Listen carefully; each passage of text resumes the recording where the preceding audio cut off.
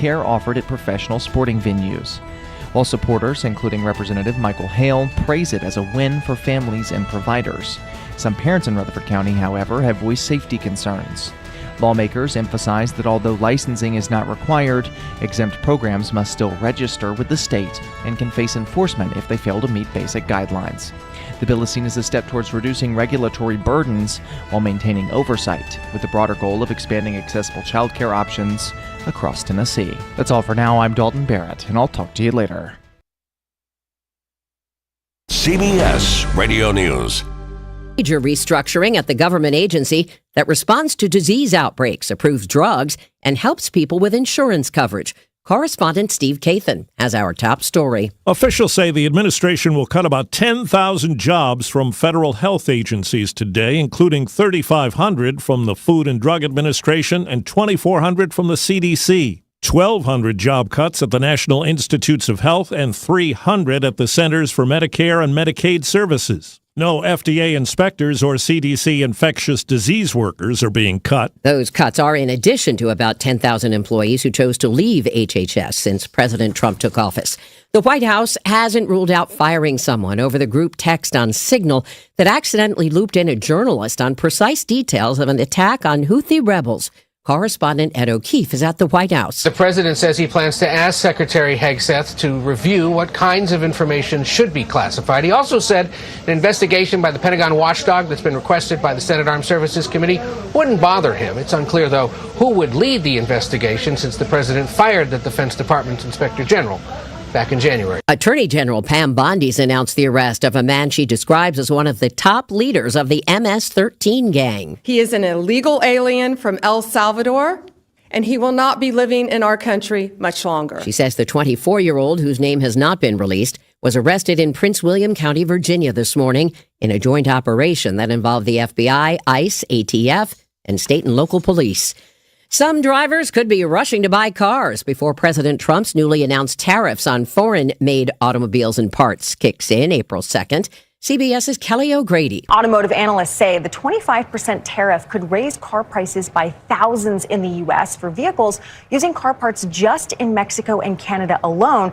That price could skyrocket to $6,000 for cars entirely built outside the U.S. Wildfires are still raging across the Southeast. Dustin Johnson says his wife is worried flames will destroy family land in Pickens County, South Carolina. She's terrified. Her family's had that property for decades. It's on the brink of, being gone. She's terrified of it. Prosecutors in Paris have just put in a request on the last day of actor Gerard Depardieu's sexual assault trial. They want the 76-year-old to be found guilty of groping 2 women on a movie set and given an 18-month suspended sentence. Depardieu faces a maximum of 5 years in prison. The verdict's expected at a later date. This is CBS News. Think O'Reilly Auto Parts for all your car care needs. Get the parts and service you need fast from the professional parts people at O'Reilly Auto Parts. Diabetes, high blood pressure, anxiety meds, everyone's on them. If you're a 50-year-old male, maybe a bit porky, and you may even have type 2 diabetes, $1 million of term insurance may only cost you about $200 a month. Call Term Provider. Speak with Big Lou at 800-230-2777. Big Lou will find a term life policy for you even if you have type 2 diabetes, are overweight, or have high blood pressure. Term Provider has helped thousands of people like you who think they can't afford term life insurance. To buy $1 million of affordable term life for you, all you need to do is call Big Lou at 800-230-2777. Lou will make sure the city of Murfreesboro is growing, and we need your help to prove it by participating in the special census. Murfreesboro Mayor Shane McFarland. We want to get an accurate count of our residents compared to the last census. The more people that are counted, the more state shared revenue dollars Murfreesboro receives. It's fast and easy. Complete the form online at murfreesborocensus.com. Count me in. Okay, count me in. And count me in too. Let's make sure every resident counts. Visit murfreesborocensus.com. We're the Good Neighbor Network. FM 101.9 and AM 1450 Murfreesboro. FM 100.5 Smyrna. Audio and video streaming at wgnsradio.com. This is the Roundtable. A look at the news, views, politics, and people that are shaping Rutherford County. Good morning. This is Bill Krause on the Thursday morning Roundtable, WGNS, and a very interesting and very informative program forthcoming. We have three guests, and I'm going to begin with the introduction of our Director of Schools for Murfreesboro City Schools, Dr. Trey Duke. And Dr. Duke, if you will introduce a gentleman who is no stranger to thousands of people in Rutherford County, as well as a young lady who cut some of her teeth here at WGNS a little while back. So, Trey, if you'd like to introduce our two wonderful guests and learning about what makes Murfreesboro City Schools tick. Awesome. Well, thanks for having us here today. It's always a pleasure to be on the show with you, Bill. We're thrilled today to have Lisa Trill, our communications director, who is with me quite a bit when we do the radio. So she's a great asset to our school system. But the real special guest today is we're glad to have in studio with us our school board chair, Mr. Butch Campbell, well known to all of Murfreesboro for the work he's done in our community and the advocate he is for our schools and public education. So we're thrilled to have you here this morning, Mr. Campbell. Well, thank you, sir. I'm glad to be here. How about a little history of Butch? I think, I just got a bit of it prior to airtime, and I think those who don't know Butch Campbell, which are probably very few, to learn about the roots he has deep into Rutherford County. Well, thank you, Bill. I was born and raised right here in Murfreesboro at the old Rutherford Hospital over on University Street. Back several years ago, I attended school at Critchlow for the first year in first grade, and then after that Metro Nielsen opened up, and I attended there from second grade through eighth grade, and then from there I went to Central High School and graduated from there in 1963. And then went on to, I spent 1 year at Martin Junior College in Pulaski and then transferred back here after I got married, and we lived in the projects out on Franklin Road and had a good time there with a lot of other college acquaintances. And graduated from Middle in 1968, and then went back and finished up my master's in 1970. And went on the school board in 1998, I believe that's right. Sounds about right. And have been there ever since. And you were principal a couple of years at Walter Hill? Yes, sir. Of years? Well, yeah. I started teaching at Bradley School, 1967-68 school year. Then after 1972, when Riverdale in Oakland opened up, they made Central High School Central Middle School, and I transferred to there and stayed there till 1978. And 1978, I went to Walter Hill as principal and stayed there for 31 years and had some wonderful young people. Brian Barrett was one of them, bless his heart. He survived it all. He didn't spend a lot of time in the principal's office? Well, not a whole lot. I don't even think he liked to eat my peppermints much. But we had a good time. I enjoyed every day of my 41 years in public education. The students were great, and you learn a lot, and I have a lot of memories and a lot of friends that I have developed down through the years in education. And I have been the clock operator for MTSU basketball for the last 50 years. Wow. And so that's what we do. And I would say he's also a member of the TSSAA Hall of Fame. Yes, I am. Wow. Thank you. You're welcome. I think that you may have aged yourself on that board a little bit. I think it's 2008. When you said that, I'm like, 1998. May have been 2008. Yeah, I think you're right, Lisa. Thank you. You're welcome. You're welcome. Lisa's the history recorder of the school district. I had to count. I started counting on my fingers. I believe that's right. Mm-hmm. Yep. So let's talk about the past, the present, and the future of Murfreesboro City Schools. We certainly have a very futuristic staff and board, and a bit of history with Butch with us. So let's talk about yesterday, today, and of course tomorrow.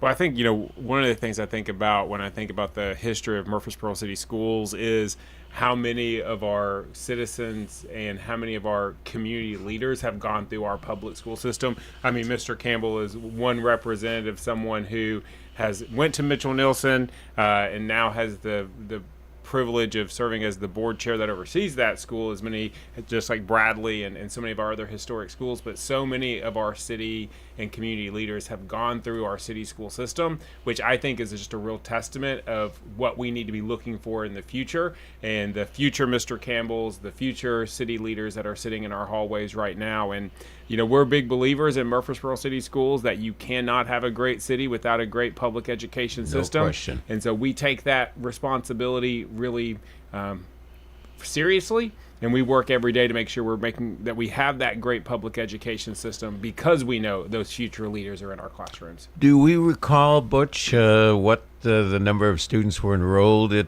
Murfreesboro City Schools when you first came on the board? No, sir, I really don't. Okay. I don't Lisa, have you got to have that up. Lisa may have. I'd say it was probably 6,000, 6,500. We've grown quite a bit in the past several years, but I would say probably 6,500 is that. And today we have 9,321. So we're knocking that 21 in. That's right. Listen, we know that number, and we're knocking on that 10,000 student mark. And I went back and looked. I think in around 1985, if I remember correctly, and I may have my date off wrong there. I think we were sitting at right at 4,000. So you're looking at more than doubling our school system. Growing at a really rapid rate, and really how we've kind of expanded out. So when you look at our newer schools that are really outside of the core of the city, so Salem Elementary, Overall Creek, really expanding on that west side where we have so much growth. And you can see the footprint of our schools when you think about our more historic schools of Reeves Rogers, Bradley, Hobgood, Mitchell Nelson, kind of all being centered. And as we've watched our city schools footprint expand, just as we've watched our city schools expand. So we are anticipating that we will be even closer to that 10,000 student mark next year. I tell people all the time, we feel like a little school system. We operate like a small community school system, but 147 school districts in the state of Tennessee, and we are the 21st largest. Wow. That's amazing. Yeah. That's amazing. And I do think, like when we're talking about, when I'm thinking about Mr. Campbell and all the shovels he's held as we've done groundbreakings, we've not only have we opened those 2 new schools, but we've expanded our inner schools to make sure that we're using our property the best, using those taxpayer dollars to the best. We've expanded Black Fox, we've expanded Hobgood under your leadership. Mitchell Nelson, was that during your board? We've definitely done some rearrangement there. Let's see. Hobgood, Bradley, Reeves Rogers is the one coming up. So it's not like we're just building new schools. We're looking at the footprint of our existing schools and going. So Reeves Rogers will be our newest one to open with its expansion in July. We're really excited about that. It's going to be a great, beautiful expansion of a brand new, space that we need, that we did not need 50 years ago when the building was built. A lot more kind of areas for families to come in, areas for families to meet, a really strong front office with really great security. We already have great security for all of our schools. This will update that even more. And really a new nurse's office, a new nursing clinic. Again, a lot of the services we're providing today that we did not really provide as much of so long ago. So really bringing that school up to date, it's going to be a fantastic addition, and we can't wait to cut the ribbon in July. I always love to ask this question, looking at Mr. Campbell and even the statistics, Trey, that you shared. What did a 7-year-old 30, 40 years ago have to learn to be proficient, and how does that compare with a 7-year-old in 2025? Well, we were learning in high school. A lot of the kids today at elementary school are learning, particularly with math and things along that line. Of course, when I was at Critchlow, and I lived over on Grantland Avenue, and there was a bus that you could take home in the afternoon. It cost you a dime. It was a city bus. And then sometimes we would walk home. And it wasn't that far, but there'd be 2 or 3, and there was a little store in the corner of Maple Street and Loki. We'd stop and buy a candy bar, and I remember buying a little toy red fire truck one day for a dime. A dime. And then was that your bus money that your mom had given you? Yeah, it was. And I quit walking because my mother went home one day from work about the time I was walking, and that didn't go over too well. Understand. Live and learn. Yeah. I think it's, we think about, and you ask how what our students are learning and how that's changing, I think it's because, we're so blessed to have a university like MTSU in our backyard, and what we know through the research is that we know more today about how students learn. We know how better ways to make sure they're retaining the knowledge and making sure they're prepared for future in high school or college or trade schools, wherever they choose to go. And so a lot of things have changed in what we do teach our students. He's right. I remember this is my 21st year in education, and I started in a 5th grade classroom, and a lot of things I was teaching 20 years ago in 5th grade are now being taught in 3rd and 4th grade, right? And so we continue to see this progression of what we ask our teachers to do and help our students learn so they're prepared for high school, college, or whatever that next step may be for them. Yeah, I think that it's not just math, it's robotics, it's the sciences. I was at a school last week and watched the principal do an entire dissection of a frog with a group of 3rd graders. And the 3rd graders were so invested in this STEAM or science project, and I'm like, I think I did that in high school. So it's everything, because our children are learning so quickly. They're just little sponges. Did you remember the smell of formaldehyde? Yes. I always remember that, dissecting frogs. That smell that stayed with me. But they were enjoying it. It was a different experience for them, and the principal leading it, I think, just said a whole lot for her being still involved in those classrooms. Well, I think the robotics is amazing. Oh, yeah. What young people today, 4th and 5th grade and 3rd graders are doing now with robotics, and I have watched a few of those demonstrations, and it's just amazing what they can do. It's amazing what they can do, and it's really a testament to what happens when you give students the opportunity, the space, and the materials that they are able to do probably so much more than we even think they can. But all of our schools now have robotics teams that are competing. Last week we had our big STEM in the City showcase, where we had our schools from around the district kind of showcasing the engineering work they're doing, and our robotics teams played a big part of that. This year, several of our teams made it to the state competition, so they can work their way up just like you do in athletics. And several of our schools made it to that state competition. So Discovery School, Reeves Rogers, and Overall Creek all made it to the state level. All won awards at the state level for what they did. And they're not just operating robots, they're building robots, they're programming robots, they're having to program their robots, so they do challenges, and it's really, really incredible to watch. It's not just robotics and science, but just the other night we had the honor band concert. That's right. And you build a group of 4th, 5th, 6th grade students, they're playing musical instruments today like professionals. Yes, sir. And it was great. They did a wonderful job. We have some amazing band teachers. We're thrilled at an elementary district to be able to offer band in many of our schools and give them that experience early. And our band teachers really go above and beyond to help, again, whatever those abilities or whatever those giftings or interests our students have, that we're trying to meet those needs. Today we have a tennis tournament with MTSU, so those students that are interested in sports and athletics have a chance to go to the new tennis courts at MTSU today, play with the MTSU tennis teams. Really great things for our students are happening. It's a great chance for a student to make a racket. That's right.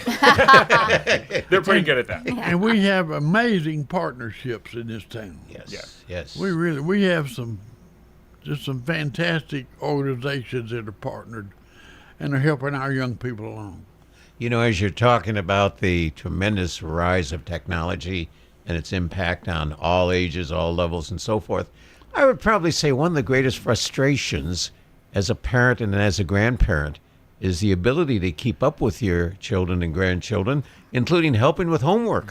And I can even recall when my kids came home, I don't even remember that. And you almost need a cram course for parents and grandparents, how to be of assistance and help and support to your children just to do homework. Well, I'm glad you brought that up, because we're doing that through our parent universities. Oh, talk about that. So this was something that we have really looked at for the past several years and brought it to life this year with Parent University. We are having lots of we've had programs about math, how to work with your child with math from K to second grade or third through sixth grade. We've had some about social emotional. We've had about the screen time and anxious generation. We have another one coming up, actually partnering with the Discovery Center week after next, I guess, when we come back from spring break. So we're really trying to work with our parents. We know they are our children's first educator. But like you said, sometimes it's overwhelming when when you can't keep up. So this is opportunities, and we've had them through Zoom and in person, just to understand that math is still math.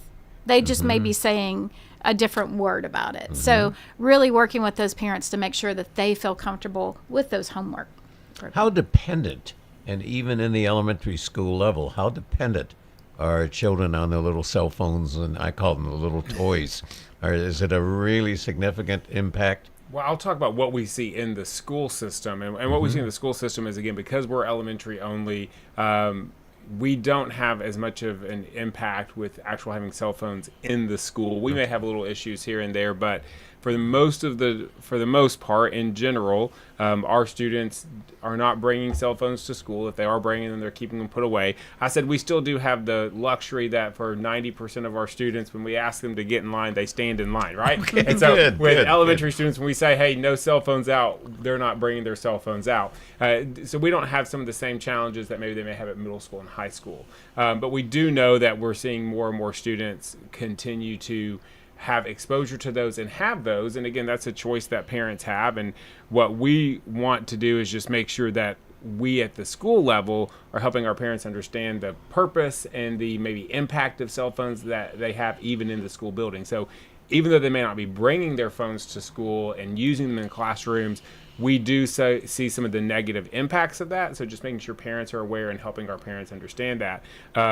But, you know, for us, we use technology. A lot of the technology we're using in schools are instructional programs, really that help meet a student's individual needs, the robotics program, things like that we're trying to really emphasize in our schools. I always have to ask this, and hearing Butch's reference to his life all within Murfreesboro and Rutherford County, how key is history, not only U.S. history or world history, but just community history, because the roots in this area are so deep and the roots are so informative. Do the children get an opportunity to learn about where they are and what the area has done and grown and changed? You know, we do a big push on Tennessee history for sure, and we also integrate Murfreesboro history into that. A great example of that was probably what happened at Bradley Academy. Back in February, they did their African American celebration, and the theme this year was local heroes. And so the students did a living museum, a living kind of wax museum, where they took on the character of a famous Murfreesboro resident or a famous Rutherford County resident and told their history and kind of their contribution to the city. And I think it was great. I was walking around watching the kids do it, and I was there with Mr. Greg Lyles, who's a figure in this community, who's done a lot of great things for the community, worked with us in city schools for a long time. And it was great walking with him and then seeing a student portraying Mr. Lyles, talking about his history. It was really a special point. So we want our students to know the roots of this city and the great things that happen here. Lisa, on your list? Oh, I'll go through my list, because we do have some dates coming up that we need to make sure that our community knows about. So, Dr. Duke, I'm going to let you get some time to talk about dates, because we have our zone waivers are ending this week. Pre-K is coming up. Kindergarten is coming up. Lots of impactful days for parents to know about. So let's talk zone waivers first, because they end. Yeah, it's spring break is next week, so that's probably most You're important. Late, aren't you? We are. It is a late spring break for us this year, but I would imagine, Mr. Campbell, in your 30, how many years at Walter Hill? 31. 31 years at Walter Hill, that spring break is still the most probably important part of the year. Is that correct? Fall break got to be pretty important too. That's right. Yeah. But spring break is next week, and and really this is the time that we're really focused in getting ready for next year. And it's hard, because I think sometimes our parents don't realize that we need to go ahead and having those conversations. now, but specifically we have multiple schools in our district that are open zone that accept zone waivers where parents have the choice to pick what school they want to go to. And if you are interested in that zone waiver, the deadline for applications is tomorrow. So we want to get those out. We've been open for about 30 days, and I think tomorrow is day 30. So you can go to our City Schools website, cityschools.net, get that zone waiver application, get that turned in for the school that you may be interested in your child attending, and hopefully get a seat that may work best. All of our schools are fantastic, but we know for some families where they work, maybe we're family that helps out, it's more convenient for them to be at a different school. And so hopefully we can make that work if you fill that zone waiver out. I would assume that Murfreesboro going through its special census right now is of interest to you folks of projecting population increases, projecting population areas, certainly to the west of town, et cetera, maybe the higher population growth and so forth. So the query is I'm assuming you're joining in with the city of Murfreesboro. Be sure and participate in the census. Absolutely. We have tried to encourage that even at our school board meetings, because it's important not only for schools, but it's also important for other utilities and other effects within the city of Murfreesboro, because the numbers make a difference, because numbers have something to do with revenue. Correct. And we know that school is not the only thing that increases, so is police and ambulance and fire and all the other utilities that we have, and it all balled in together. We need all the revenues we can get.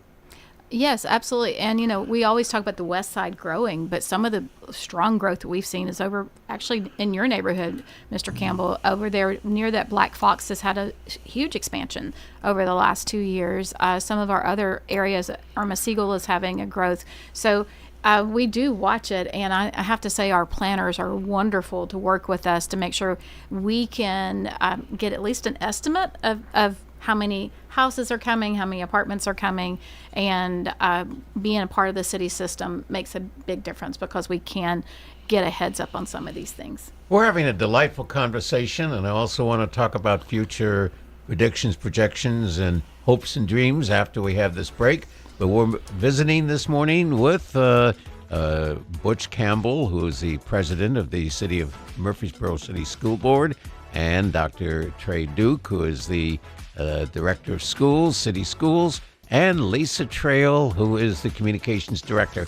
And even though we have heard before with a lot of new listeners, when we get back, I want Lisa to share her days with WGNS. Oh.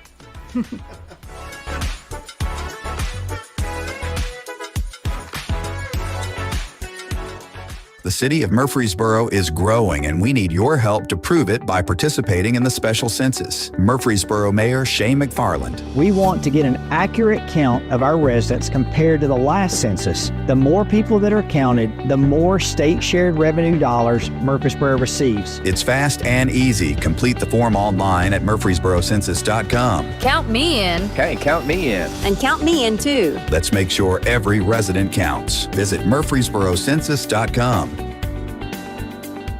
The city of Murfreesboro is growing, and we need your help to prove it. This is Mayor Shane McFarland, and participating in the special census helps ensure we get the funding we deserve for essential services like road paving, sidewalks, and parks. It's easy. Just visit murfreesborocensus.com, fill out the secure form, or complete the special census letter coming to your mailbox. Remember, every person counts. Count me in. Okay, count me in. And count me in too. Let's make sure Murfreesboro gets its true share. Complete the special census today.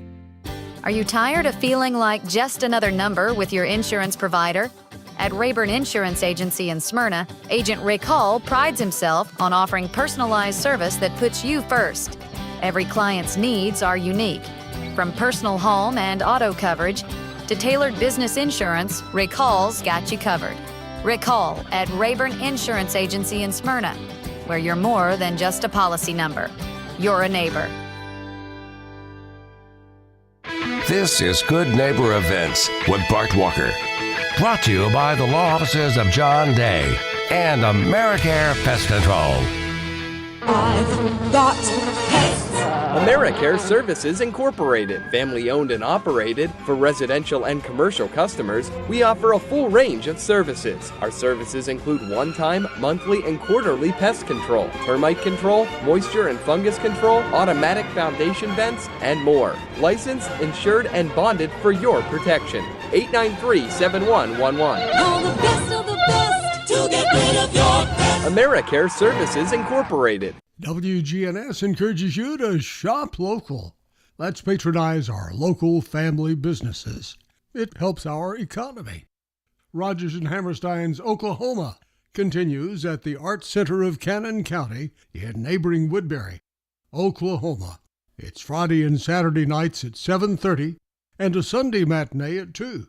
Oklahoma at the Arts Center of Cannon County, now through April the 12th. Would you like to learn more about the local history of this area?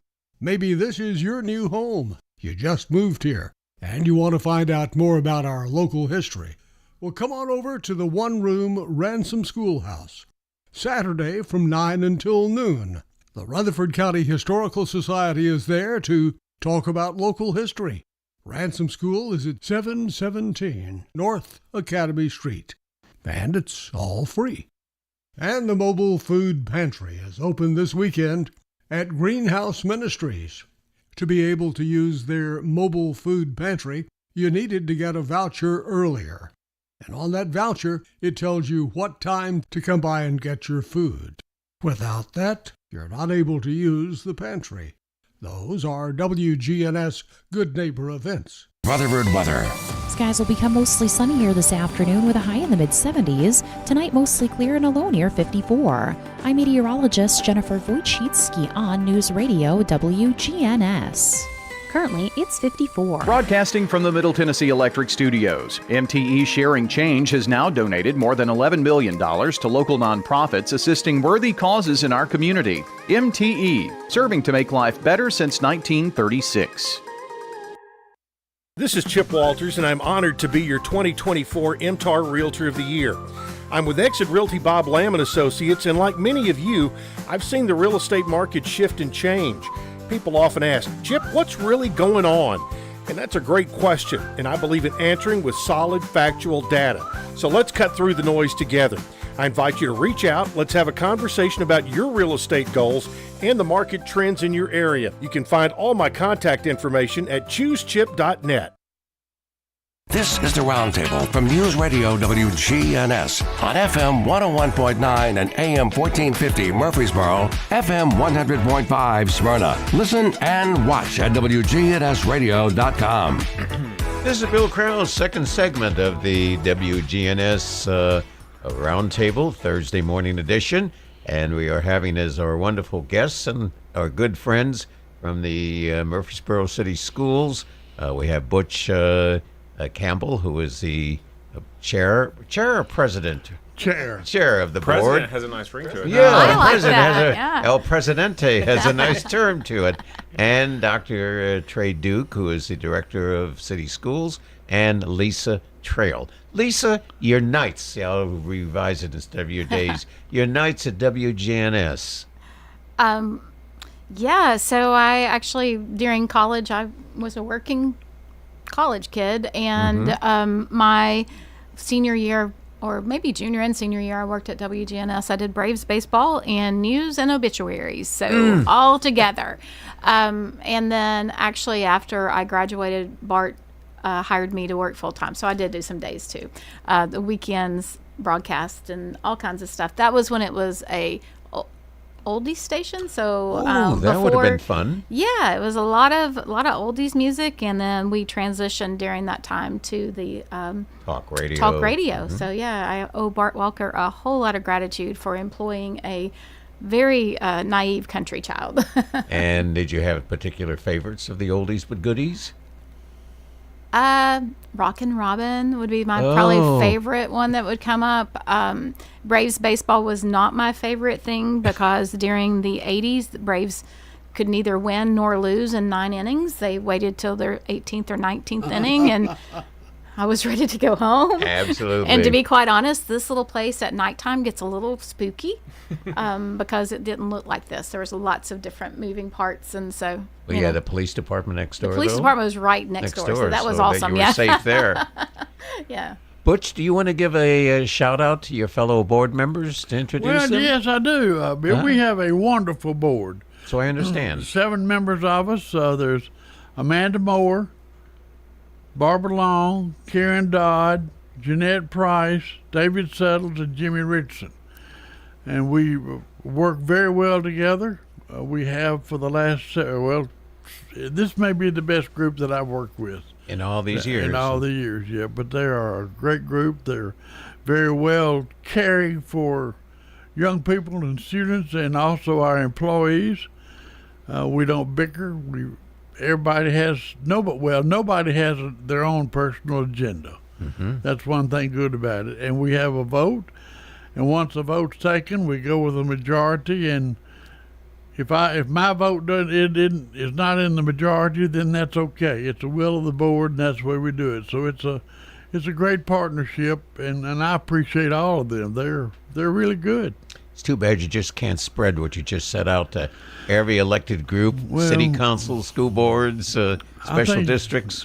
There are a lot of school boards that are different than ours. Yes. Particularly because some of them may have their own agenda, different board members. But I can truly say that ours is truly a great board. It really is. I know, Trey, I've asked this before, and I always like to re-ask it. Why should a young man or young woman consider education as a professional pursuit? Well, to me, it is the best profession there is, and it's so rewarding, and on a personal level and on a professional level, just the work you do, knowing that you're going to make a long-term impact. I hear Mr. Campbell talk a lot. We'll have conversations, and he'll talk to me about a student he had 30, 40 years ago that walked in his building, or even like Brian, someone he had to be the principal of, to be able to see and be able to know you played a part in investing in a young child, and to watch that child grow and become a great member of our community. There's few things that really can beat that. And to know that you're playing a part in helping to shape the future, not of just that child, but that child's family and what their long-term impact is going to be. It's hard work. It's not easy work. We ask a whole lot of our teachers, and I feel like every year the requirements of what we ask our teachers to do and our support staff to do continue to grow and grow and grow, but our teachers do it because they love kids and they love the impact they're making. But I always go back to my mother-in-law. She taught for 39 years in the county school system. And I remember when I first married my daughter, we'd be out. Her daughter. Yes, thank you, Lisa. When I first married her daughter, and we'd go out to dinner, and we'd be sitting at a restaurant, and the waitress would be like, are you Miss Mays? You taught me in 4th grade, and I remember you doing this, and I remember you doing that. And I think that's the legacy of educators. And, I'd encourage anyone to go into it. And I think one of the great things right now, as we're in hiring season for next year, is we do have open positions. So if you want to be a difference maker, come join us in Murfreesboro City Schools. Mr. Campbell can attest, our board really values our employees. So we try and make sure our teachers are really well compensated, that they have good insurance policies, that they can have a good living wage. And the state of Tennessee has made it really opened up a lot of paths for us. So if you went, like myself, to MTSU and graduated from the College of Education, we'd love to have you, or Tennessee Tech, or any of our local universities. But maybe you went to a university and you got a degree in something else, but you're now interested in teaching.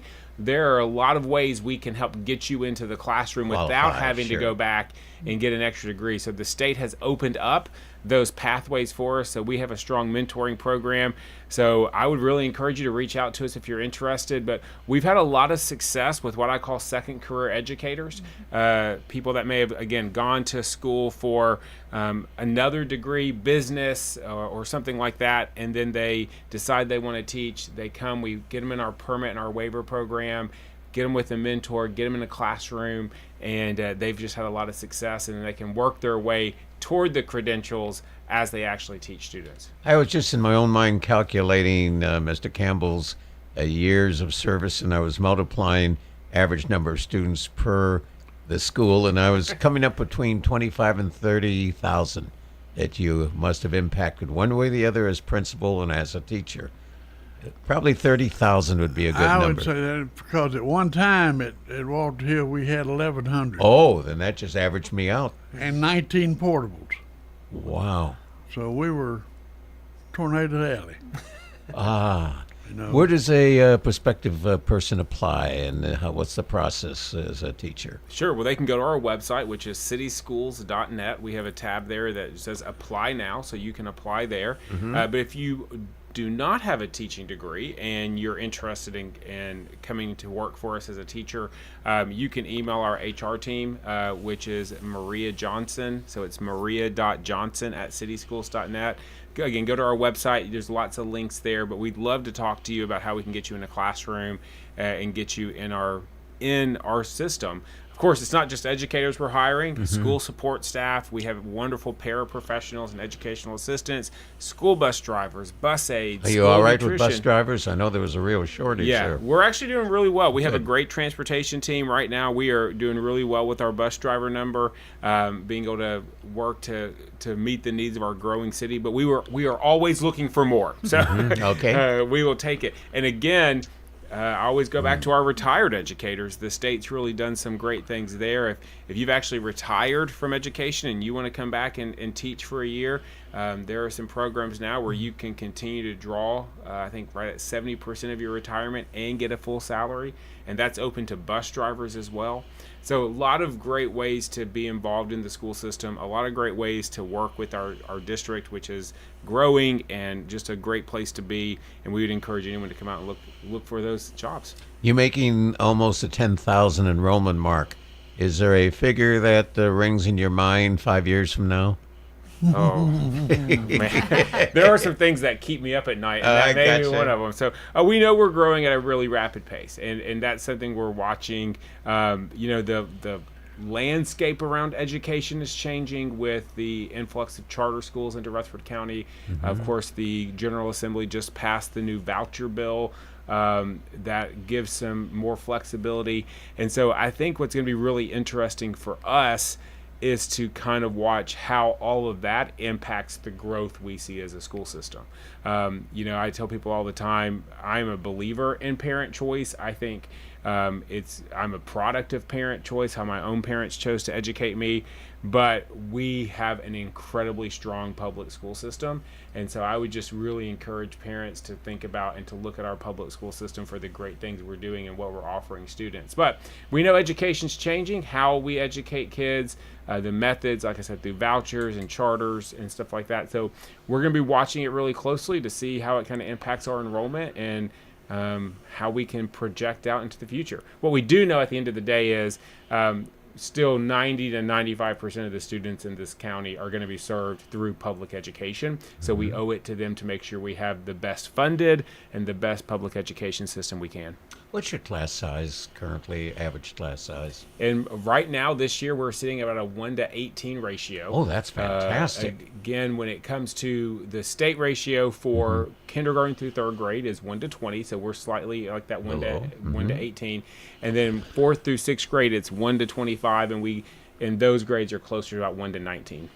How would you describe, and I think it also with Mr. Campbell might also relate from his days at Walter Hill, how would you define the average profile of a student today? What's affecting them? What's scaring them, if you may? What's motivating them?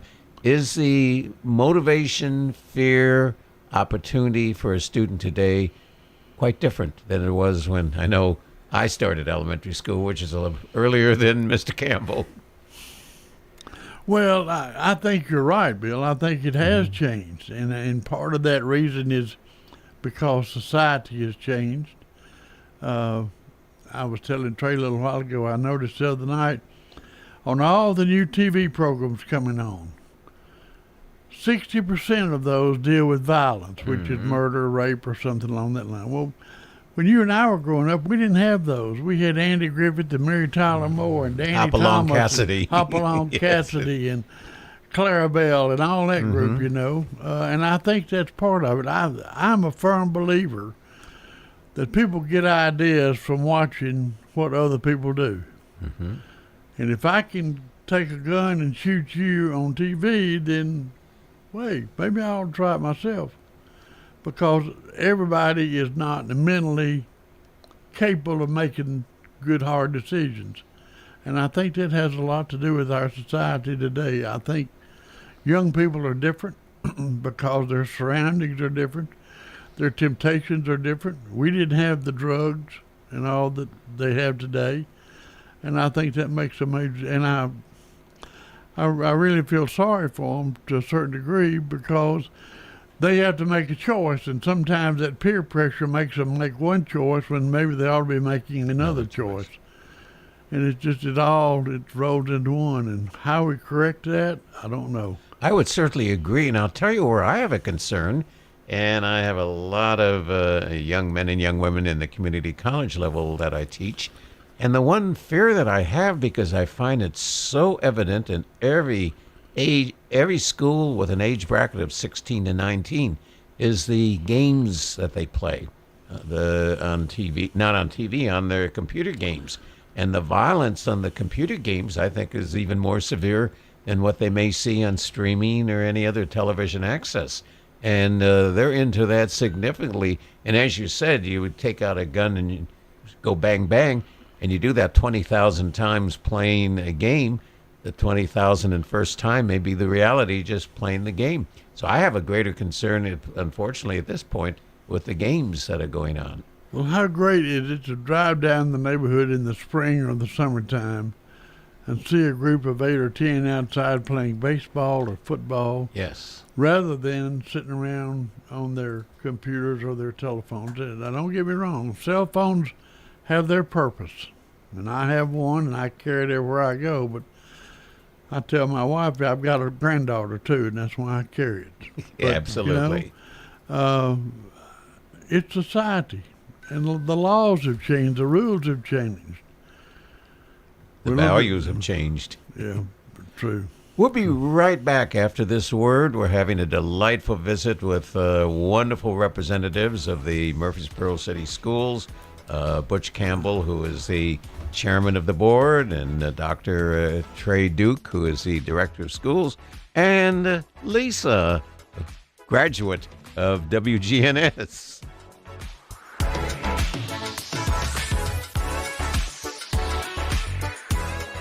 The city of Murfreesboro is growing, and we need your help to prove it by participating in the special census. Murfreesboro Mayor Shane McFarland. We want to get an accurate count of our residents compared to the last census. The more people that are counted, the more state shared revenue dollars Murfreesboro receives. It's fast and easy. Complete the form online at murfreesborocensus.com. Count me in. Okay, count me in. And count me in too. Let's make sure every resident counts. Visit murfreesborocensus.com.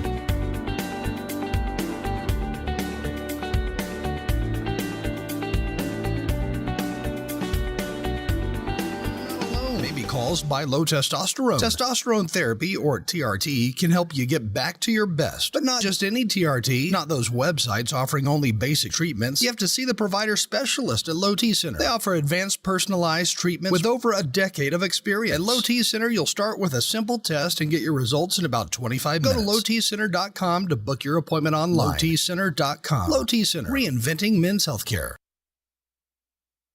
This is Chip Walters, and I'm honored to be your 2024 MTAR Realtor of the Year. I'm with Exit Realty Bob Lamb & Associates, and like many of you, I've seen the real estate market shift and change. People often ask, Chip, what's really going on? Well, that's a great question, and I believe in answering with solid, factual data. So let's cut through some of the noise. I invite you to reach out. Let's have a conversation about your real estate goals and the current market trends in your neighborhood. You can find all my contact information at choosechip.net. Hey, Joy. Oh, you are glowing. Oh, hey, more like Mira Joyed. That Miralax helped me go. I was so backed up. Tried mega coffees, prune juice, everything. Then Miralax. And hello, gentle relief without the harsh side effects. Ooh, how does it work? It works naturally with the water in your body for constipation relief. Find Miralax today at your local retailer. Use as directed for occasional constipation.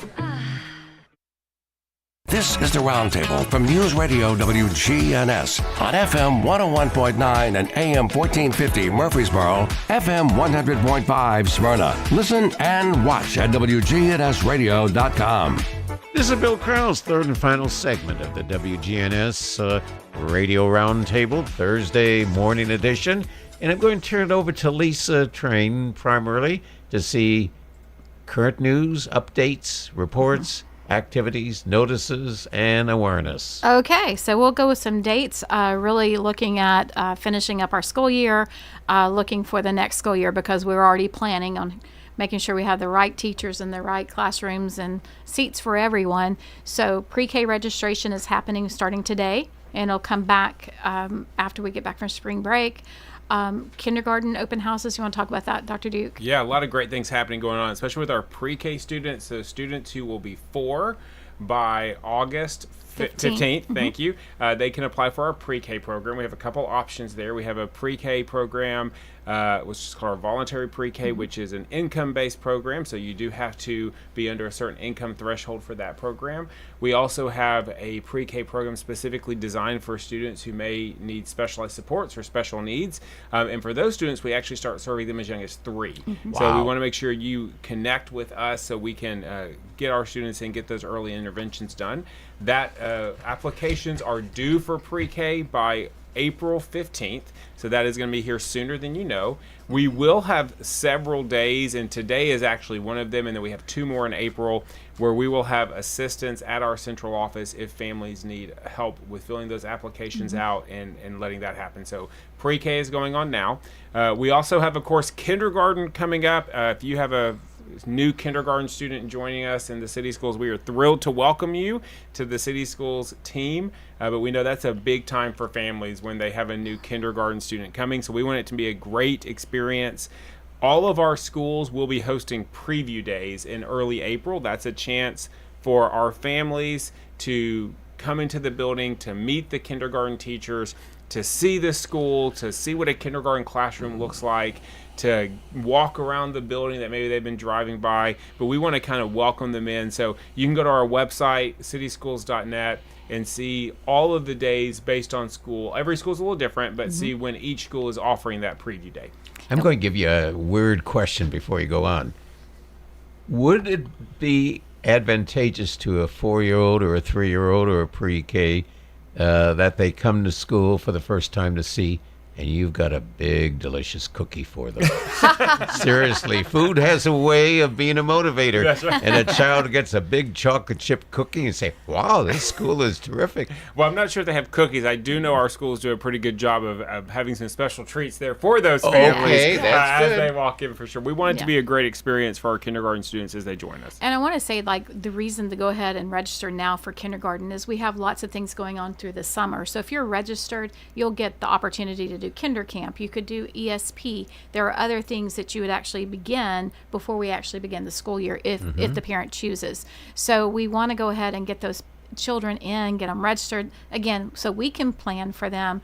You do have to be 5 before August 15th for kindergarten. And then we will open up our new student registration for people who may be new to the community also in April, where they can go online, register their children in April for next school year.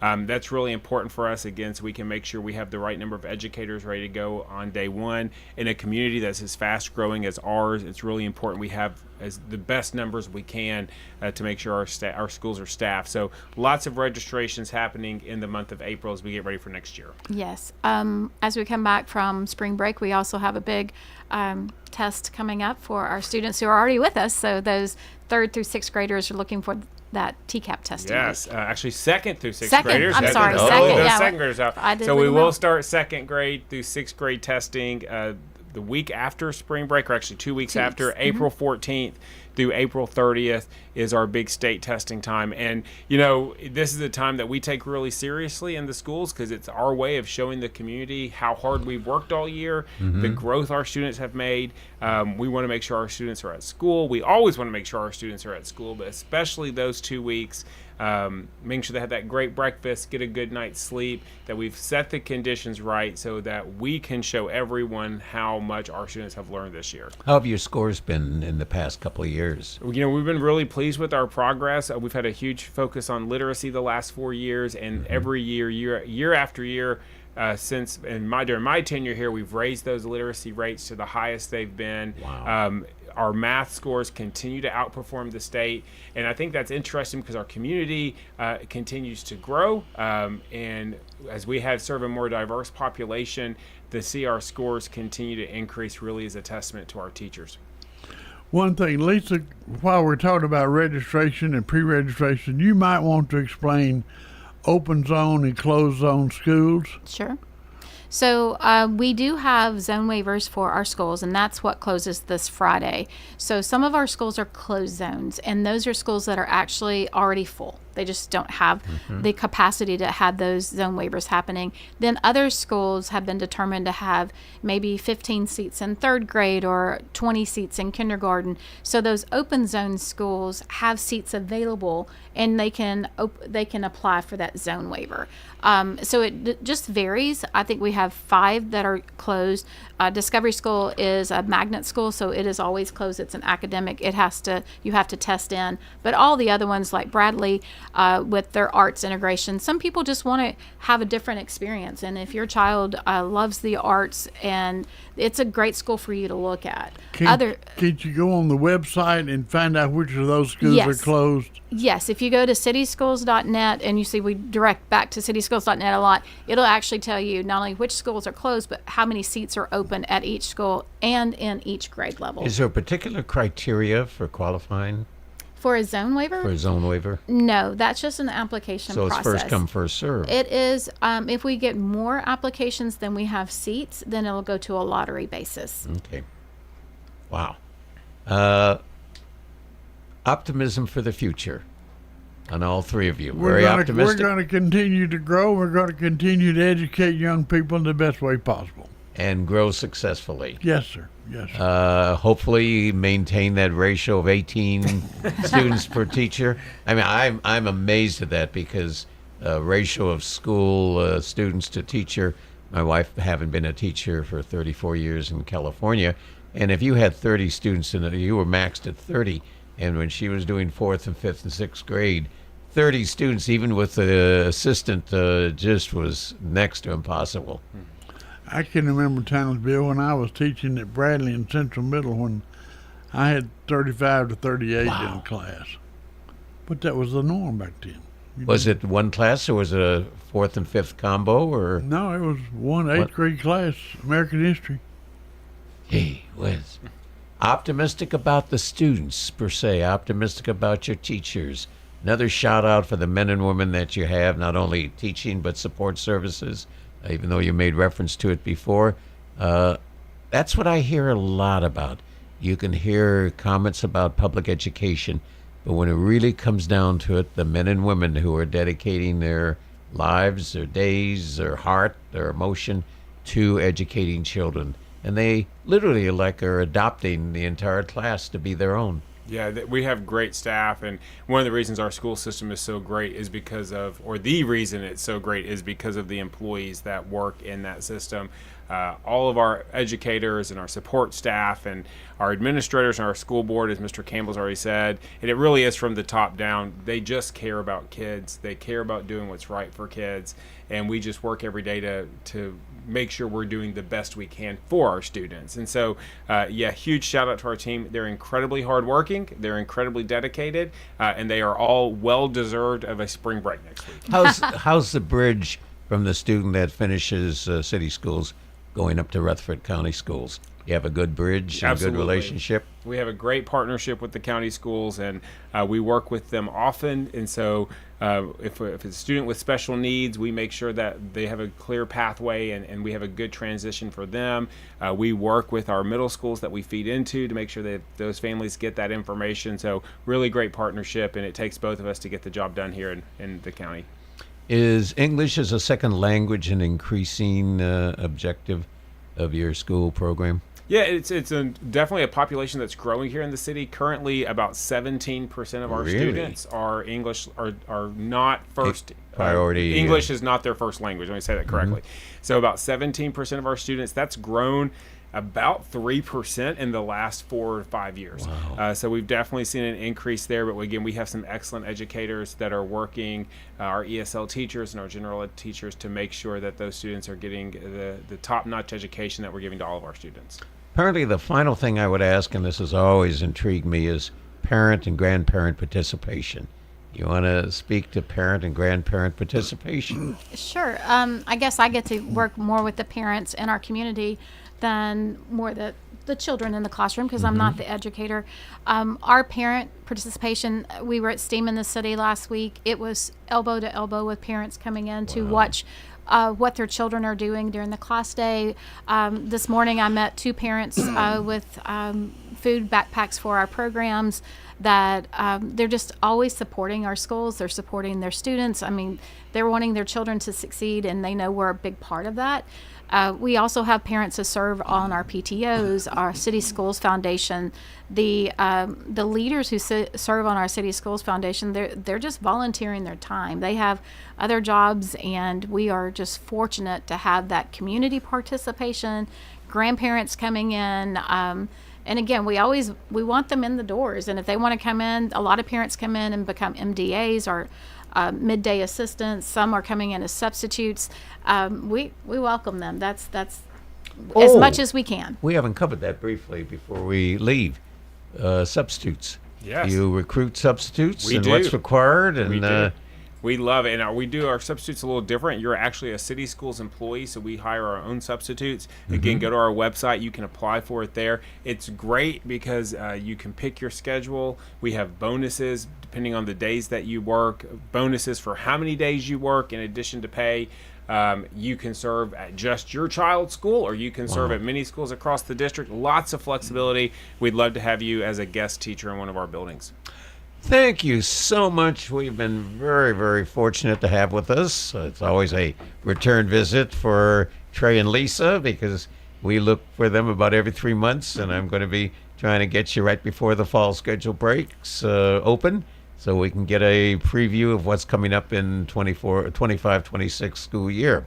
We certainly want to thank Mr. Campbell, Butch Campbell, who brings the history, the roots, the love, the passion, the dedication, and commitment.